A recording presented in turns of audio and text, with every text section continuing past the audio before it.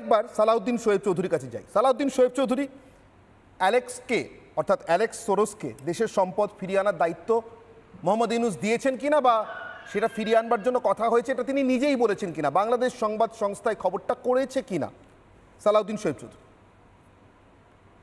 ধন্যবাদ অনির্বাণ ভাই। দেখুন, প্রথমত আমি মোশাররফ হোসেন ঠাকুর আমার খুব প্রিয় মানুষ, ওনাকে শুভেচ্ছা অভিনন্দন জানাচ্ছি যে ওনারা বিএনপির একজন নতুন নেতাকে আবারও স্বীকৃতি দিলেন। মোহাম্মদ ইউনূস বিএনপির নেতা।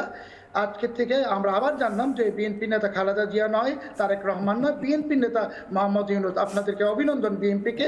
আর বিএনপি যে ওই ইউনূসের মতনই অন্ধ হয়ে গেছে, প্রলয়ে বন্ধ হবে ভেবে মাথা গুজে রেখেছে বালুর নিচে, যে বাংলাদেশ সংবাদ সংস্থা যেটি রাষ্ট্রীয় সংবাদ সংস্থা সেখানে সুনির্দিষ্টভাবে বলেছে যে ইউনূস দাবি করেছে যে যেন বাংলাদেশ থেকে পাচার হওয়া টাকাগুলো অ্যালেক্স সোরস তাকে ফেরত এনে দেয় এবং বাংলাদেশে কথিত তার ভাষায়, ইউনূসের ভাষায় ডিসইনফরমেশন চলছে, এগুলো যেন বন্ধ করে। কাজেই তারপরও যদি বিএনপি বলে যে আমি জানি না, আসলে বিএনপি তো ওই ইউনূস সাহেব তো বিএনপির নেতা, খালেদা জিয়া বাদ, তারেক রহমান বাদ, এরা সব এখন বিতাড়িত মরহুম।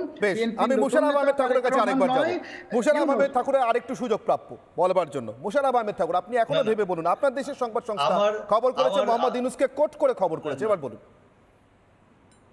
আমি আপনি বলি সালাউদ্দিন শোয়েব চৌধুরী আমারও বেশ প্রিয় মানুষ, কারণ তাকে শেখ হাসিনা 1996 থেকে 2001 গভর্নমেন্টের যখন তাকে ওই সময় তিনি একটা আজিজ টিভির সিও হিসাবে আজিজ টিভি এআই টিভি চালু করেছিলেন এবং জিজ্ঞেস করুন যে এআই টিভির কে কিভাবে অন্যায়ভাবে শেখ হাসিনা বন্ধ করে দিয়েছিল এবং এআই টিভির যারা এই সালাউদ্দিন শোয়েব চৌধুরী সহ অন্যান্য যারা এক্সিকিউটিভ ছিলেন তাদের উপর কি নির্যাতন করা হচ্ছে।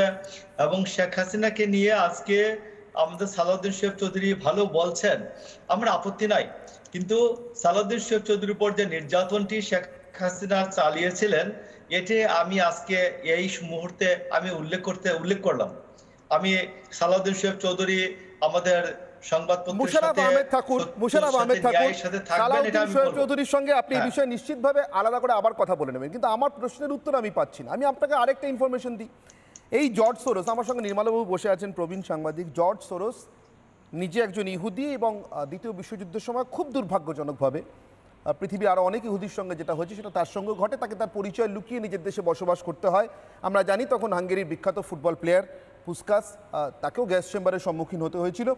তো এহানো জর্জ সোরস তিনি নিজের দেশে প্রবল অ্যান্টি কমিউনিস্ট, ভয়ঙ্করভাবে বাম বিরোধী, শুধু না প্রায় বিদ্বেষী বলা যায়, ভিক্টর অরবান।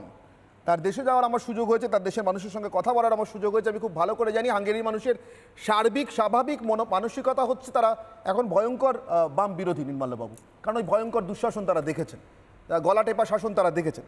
কিন্তু সেই দেশে, নিজের দেশে, যে দেশে জন্মেছেন ভিক্টর অরবান, আপনারা বলছেন না, আপনারা বলছেন যে শেখ হাসিনাকে আপনারা দেশ থেকে বিতাড়িত করেছেন। ভিক্টর অরবান হাঙ্গেরি থেকে ঠিক এইভাবে জর্জ সোরসকে বিতাড়িত করেছে। তার ছেলেকে এবং তাকে নিয়ে আপনাদের দেশে তাহলে এই নাচানাচি কারণটা কি?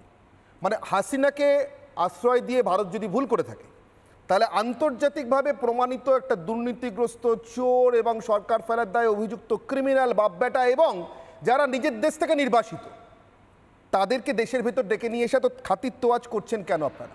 কারণটা কি? ইউনূস সাহেব করছেন কেন? কারণটা কি?